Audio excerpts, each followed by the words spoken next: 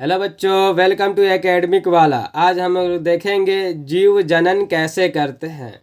जीव जनन कैसे करते हैं उससे पहले हम देखते हैं जीव जनन क्यों करते हैं। जीव जनन क्यों करते हैं? जीव आराम से खा रहे थे, पी रहे थे, अपना जीवन जी रहे थे, फिर उनको जनन करने की ज़रूरत क्यों पड़ी? कोई तो रीज़न होगी जिसके वजह से वे क्या करने लगे, रिप्रोडक्शन करने लगे, जनन करने लगे। तो जीवों को रिप्रोडक्शन करने की जरूरत इसलिए पड़ी कि जीव क्या कर रहा था, आराम से खा रहा था, पी रहा था, एक समय के बाद क्या हो जाएगा, वो मर जाएगा। तो जब उसे लगा कि हम क्या हो जाएंगे, मर जाएंगे, हमारी डेथ हो जाएगी, तो इस अर्थ पे हमारा कब्जा क्या हो जाएगा, खत्म हो जाएगा, हमारी स्पीसीज इस अर्थ पे जीवित नहीं रह पाएगी। तो अपने स्पीसीज को क्या रखने के लिए, कंटिन्यू रखने के लिए, अपनी जाति के जो जाति हैं उनको कंटिन्यू रखने के लिए उनको क्या करने की ज़रूरत पड़ी, जनन करने की ज़रूरत पड़ी, रिप्रोडक्शन करने की ज़रूरत पड़ी। अगर कोई कुत्ता है तो आराम से खा रहा है, पी रहा है, और 10 कुत्ता है तो आराम से खा रहा है, पी रहा है, खाने पीने के बाद एक समय के बाद क्या हो जाएगी, उसकी मृत्यु हो जाएगी। तो मृत्यु हो जाएगी तो 10 के 10 कुत्ते मर जाएंगे, उसके बाद अर्थ पे कोई कुत्ता नहीं बचेगा, उसकी स्पीसीज क्या हो जाएगी, ख़त्म हो जाएगी। तो वो चाहते थे कि हमारी स्पीसीज अर्थ पे कंटिन्यू रहे, बनी रहे, ठीक है। तो इसीलिए वो क्या करें, रिप्रोडक्शन करें, जनन करें, ठीक है। तो जीव जनन क्यों करते हैं, डेफिनेशन पढ़ते हैं। जीवन की कड़ी को बनाए रखने के लिए तथा करोड़ों वर्षों से प्राप्त हुई आनुवांशिक सामग्री को आगे की पीढ़ियों में भेजने के लिए जीव जनन करते हैं। यानी जीव जनन इसलिए करते हैं ताकि उनके नेक्स्ट जनरेशन जो आए वो आगे अर्थ पे कंटिन्यू रह सके, और उनको पूर्वजों से जो उनको डीएनए मिला है, जेनेटिक मटेरियल मिला है, वो क्या कर सके, उनकी औलादों में जा सके, ट्रांसफ़र हो सके। इसीलिए जीव जनन करते हैं। स्पीसीज क्या है एवं हमें कैसे पता चलता है कि कोई भी दो जीव किसी एक ही स्पीसीज के हैं या नहीं? तो स्पीसीज जीवों का एक समूह जो प्राकृतिक में एक दूसरे के साथ प्रजनन करता है और प्रजनन क्षम संतान पैदा करता है। यानी स्पीसीज वैसे होते हैं जो एक ग्रुप होता है, यानी बहुत सारे जीवों का एक ग्रुप होता है। ये बहुत सारे जीव हो गए, इनका एक ग्रुप होता है, ठीक है। और जो एक दूसरे से क्या कर सकते हैं, प्रजनन कर सकते हैं, जो एक दूसरे के साथ संबंध बना सकते हैं, जनन कर सकते हैं, ठीक है। और जनन करने के बाद यानी रिप्रोडक्शन करने के बाद वो ऑस्प्रिंग प्रोड्यूस कर सकते हैं, ऑस्प्रिंग प्रोड्यूस कर सकते हैं, नए जीव को जन्म दे सकते हैं। और उनके जो नए ऑस्प्रिंग आएंगे, जो जीव को जो वो पैदा करेंगे, वो प्रजनन क्षम संतान होंगे, यानी वो भी आगे प्रजनन कर सकते हैं। उन्हीं को क्या बोलते हैं, स्पीसीज बोलते हैं।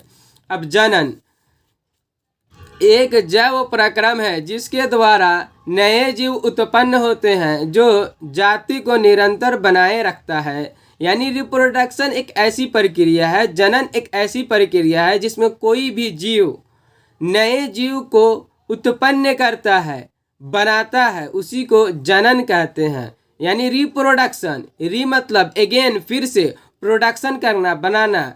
किसी भी चीज़ को जब ऑर्गेनिज्म फिर से बनाता है उसी को क्या बोलते हैं, रिप्रोडक्शन। रिप्रोडक्शन यानी अपने सम्मान अपने जैसे जीव को जन्म देना, उत्पन्न करना, उसी को जनन कहते हैं। जनन दो प्रकार के होते हैं, अलैंगिक जनन एसेक्सुअल रिप्रोडक्शन, लैंगिक जनन सेक्सुअल रिप्रोडक्शन। अब अलैंगिक जनन एसेक्सुअल रिप्रोडक्शन, जनन का वह प्रक्रम जिसके द्वारा जीव किसी अन्य जीव से आनुवांशिक सामग्री के योगदान के बिना अकेले ही आनुवांशिक रूप से समान संततियां उत्पन्न करते हैं। यानी एसेक्सुअल रिप्रोडक्शन में कोई भी जीव अकेले ही, इसमें दो ऑर्गेनिज्म की ज़रूरत नहीं पड़ती है, इसमें दो पार्टनर नहीं चाहिए, एक ही ऑर्गेनिज्म, एक ही जीव रिप्रोडक्शन करके जनन करके नए जीव को जन्म देता है, नए जीव को जन्म देता है। एक ही जीव नए जीव को जन्म देता है अकेले ही, इसमें दूसरे जीव की ज़रूरत नहीं पड़ती है। और उसके अंदर जो जेनेटिक मटेरियल होता है, जो आनुवांशिकता होती है, आनुवांशिक होता है, आनुवांशिक मटेरियल होता है, उसको अपने औलाद में, नेक्स्ट जीव में ट्रांसफ़र कर देता है। अब बैक्टीरिया यानी जीवाणु में अलैंगिक जनन का प्रक्रम द्विखंडन से पूरा होता है। ये बैक्टीरिया हो गया, तो इसमें क्या होगा, द्विखंडन होगा, बीच से ये क्या कर जाएगा, डिवाइड कर जाएगा और दो बैक्टीरिया बना लेगा। इसी को क्या बोलेंगे, बैक्टीरिया में क्या हो गया, द्विखंडन। यानी ये अपना जनन, अपना रिप्रोडक्शन कैसे करता है, द्विखंडन से पूरा करता है। ठीक है, डिवाइड कर जाता है और दो बैक्टीरिया बना लेता है, इसी को क्या बोलते हैं, द्विखंडन। बहुत से पादपों में अलैंगिक जनन करने की क्षमता होती है। बहुत सारे ऐसे प्लांट हैं, बहुत सारे ऐसे पादप हैं यानी प्लांट हैं जिनमें ये सेक्सुअल रिप्रोडक्शन यानी अलैंगिक जनन होता है। यानी हायर प्लांट में नहीं होता, हायर पादपों में नहीं, लोअर प्लांट में होता है। लोअर प्लांट में जैसे एल्गी हो गया, इनमें अलैंगिक जनन होता है, ये सेक्सुअल रिप्रोडक्शन होता है।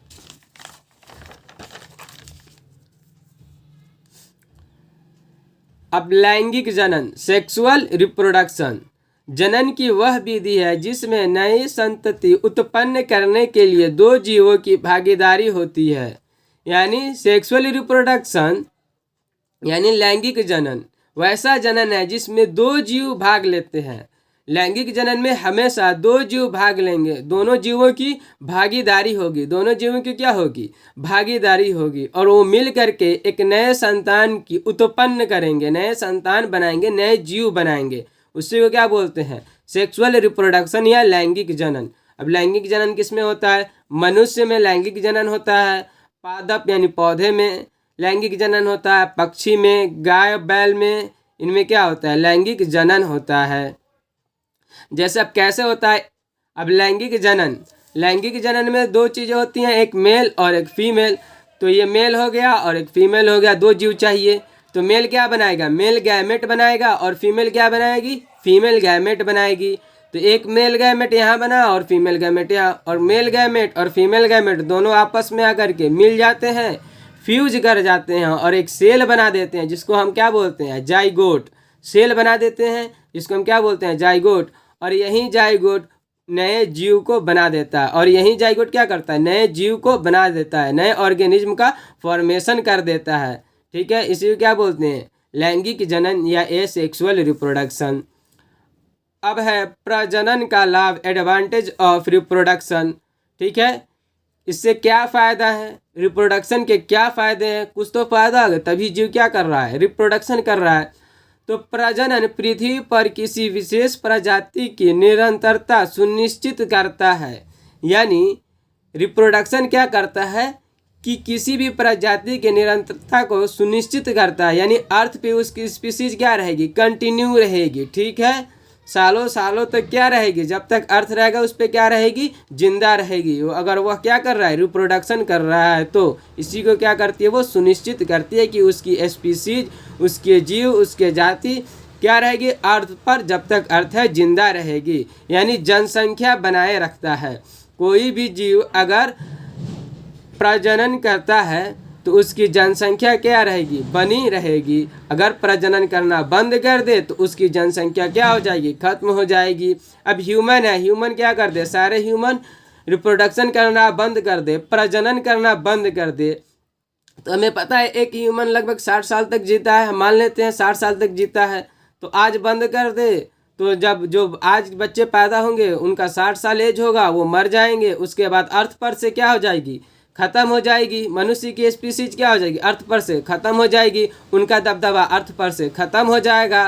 तो वही रिप्रोडक्शन क्या करता है, प्रजनन क्या करता है, उनके दबदबा को बनाए रखता है, उनकी जनसंख्या को बनाए रखता है। ठीक है, अब दूसरा पॉइंट यह कहता है, यह डीएनए में विभिन्नता पैदा करता है जिससे प्रजातियों में स्थिरता आती है।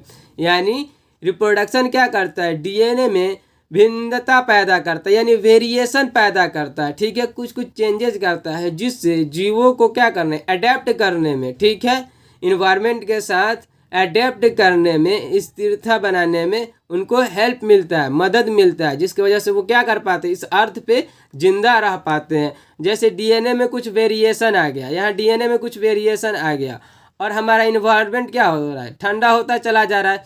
अब ये डीएनए में थोड़ा सा चेंज हुआ, अब ये ज़्यादा कम टेम्परेचर होगा, ज़्यादा टेम्परेचर होगा, यानी टेम्परेचर ज़्यादा कम होगा तो ये क्या करेगा, सर्वाइव कर जाएगा, ये डीएनए काम करेगा। तो इस स्पीसीज में आ गई तो ये स्पीसीज क्या होगा, टेम्परेचर कम भी होगा तो क्या हो जाएगा, जिंदा रहेगा। तो ये क्या कर रहा है, डीएनए में वेरिएशन आ रहा है, जिसकी वजह से ये क्या कर रहा है, प्रजातियों की स्थिरता बनाए रख रहा है। ठीक है, जिससे प्रजातियों में क्या आती है, स्थिरता आ जाती है, यानी स्थिरता इसमें आ गई, ये जिंदा रह सकता है। तीसरा पॉइंट कहता है यह प्रजाति के विकास में मदद करता है, यह प्रजाति के विकास में क्या करता है, मदद करता है। ठीक है, क्या जीव स्वयं ही हूबहू प्रतिलिपि बनाते हैं, क्या जीव स्वयं की हूबहू प्रतिलिपि बनाते हैं। क्वेश्चन है, क्या जीव स्वयं की हूबहू प्रतिलिपि बनाते हैं, तो नहीं, स्वयं की हूबहू प्रतिलिपि नहीं बनाते, यह समान प्रतिलिपि बनाते हैं, यानी सिमिलर बनाते हैं, दिखने में एक जैसा होता है।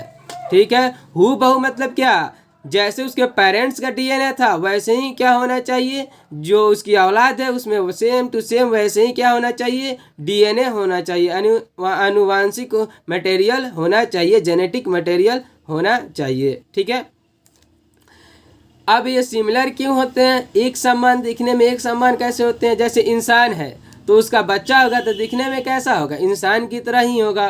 कुत्ता है तो दिखने में कैसा लगता है, कुत्ते के बच्चे की तरह। बिल्ली है तो दिखने में कैसे लगती है, बिल्ली के बच्चे की तरह। ठीक है, तो यानी वो क्या है, सिमिलर है। ठीक है, देखने में वैसे लगेंगे। ठीक है, अब क्या होगा, ये क्या हो रहा है, ये सिमिलर है। ठीक है, तो सिमिलर क्यों है, डीएनए के कारण। क्यों, डीएनए के कारण, क्योंकि डीएनए में क्या आ रहा है, वेरिएशन आ रहा है। ठीक है, तो डीएनए एक आनुवांशिक पदार्थ है। डीएनए क्या है, डीएनए एक आनुवांशिक पदार्थ है। अब डीएनए के बारे में पढ़ते हैं। डीएनए का फुल फॉर्म क्या होता है, डीऑक्सीराइबोज न्यूक्लिक एसिड। डीएनए का फुल फॉर्म क्या होता है, डीऑक्सीराइबोज न्यूक्लिक एसिड। डीएनए एक धागे जैसी संरचना है जिसमें हमारे पात्रों के बारे में सारी जानकारी होती है। यानी डीएनए क्या है, एक धागे की तरह स्ट्रक्चर है। डीएनए क्या है, एक धागे की तरह स्ट्रक्चर है। धागे यानी कुछ इस तरीके का, ये क्या हो गया, धागा। तो इस तरीके का एक स्ट्रक्चर होता है जिसमें हमारे पात्रों के बारे में सारी जानकारी होती है, यानी हमारे कैरेक्टर के बारे में सारी जानकारी होती है। इस पे क्या होता है, इन्फॉर्मेशन स्टोर्ड होता है कुछ इस तरीके से। यानी कि हमारा आँख का कलर कैसा होगा, हमारा नोज कैसा होगा, हमारे हेयर का कलर कैसा होगा। बहुत सारे लोगों का आँख का कलर क्या होता है, किसी का ब्लू होता है, किसी का ब्लैक होता है कि नहीं। तो क्यों होता है, डीएनए में इन्फॉर्मेशन की वजह से। ठीक है, अब यह एक पीढ़ी से दूसरे पीढ़ी तक हस्तांतरित होता रहता है। यानी ये क्या करता है, ये डीएनए एक पीढ़ी से दूसरे पीढ़ी में ट्रांसफर होता रहता है। यानी अभी क्या है, अब ये एक किसी जीव में है, मान लेते हैं एक ऑर्गेनिज्म है, अब ये क्या करेगा, रिप्रोडक्शन करेगा। रिप्रोडक्शन करेगा तो रिप्रोडक्शन कर दिया तो ये इसमें चला गया, फिर इसमें चला गया, तो ये डीएनए ट्रांसफर हो गया, हस्तांतरित हो गया। ठीक है, एक पीढ़ी से दूसरे पीढ़ी में क्या होगा, हस्तांतरित हो गया।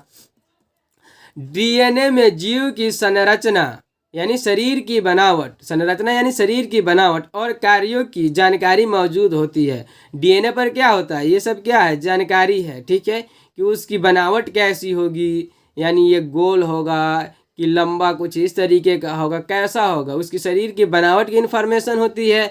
उसका आँख कैसा होगा, कलर कैसा होगा, और ये क्या काम करेगा, इस सारी चीज़ों का इन्फॉर्मेशन किसके अंदर होता है, डीएनए के अंदर होता है। हमारा ये क्या हो गया, एक सेल के अंदर ये न्यूक्लियस, और ये कुछ इस तरीके का क्या होता है, डीएनए। यही क्या है हमारा, डीएनए, यही हमारा है डीएनए। सेल के अंदर क्या होता है, न्यूक्लियस के अंदर क्या होता है, डीएनए। Thank you. वीडियो अच्छा लगा हो तो लाइक करें, शेयर करें, सब्सक्राइब करें।